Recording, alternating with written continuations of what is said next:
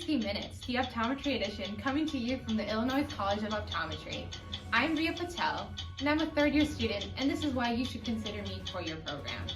You asked for one way to innovate optometry. I'm going to give you three, because innovation doesn't start in one place.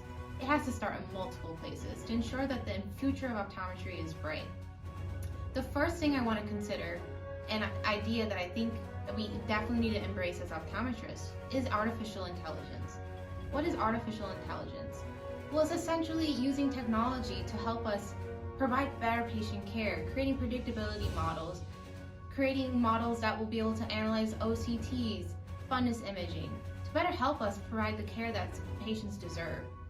I think it's important, though, that we incorporate students at a very early stage, when their optics knowledge is fresh, when they have their statistical mathematic knowledge from undergrad still, when they know their vision science the best. Exposing students to software engineers, programmers, and venture capitalist funds at an early stage is so important. We can create a think tank with all these people and create ideas and make sure optometrists are having a say in how eye care is going in the future and being incorporated into artificial intelligence. Bausch & Palmer is already working on some of this already, especially with OCT imaging and virtual goggles. But we should be having all optometry schools involved. Imagine how much data we could collect with all the optometry schools and with all that fresh knowledge and motivation. Often optometry schools emphasize so much on the clinical aspect of optometry that we lose a lot of lost potential. The second point I want to bring up is the idea of the healthcare pod.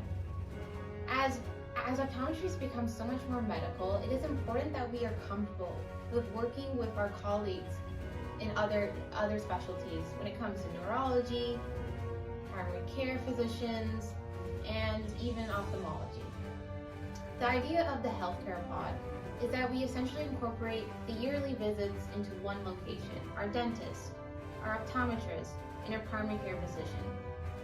Healthcare professionals, we hope, are the average American is seeing on an almost yearly basis.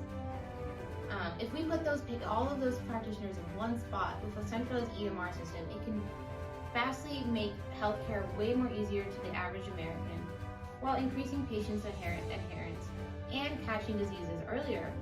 And as optometrists, it makes it so much easier to work with primary care physicians in terms of controlling systemic diseases like hypertension and diabetes.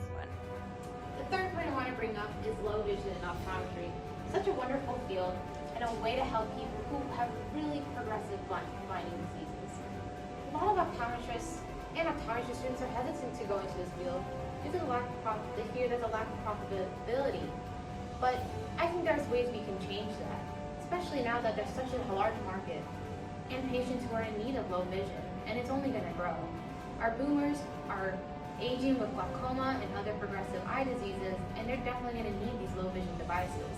So one way we can do this is getting our best eye care professionals and legislators to work together to get Medicaid and Medicare to cover a lot of these low vision devices so our patients can see their pill bottles, still live a full life even with these progressive eye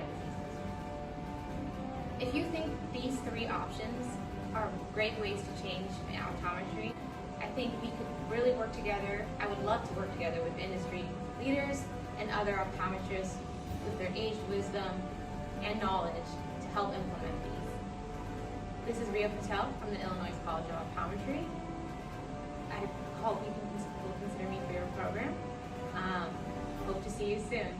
Patel out.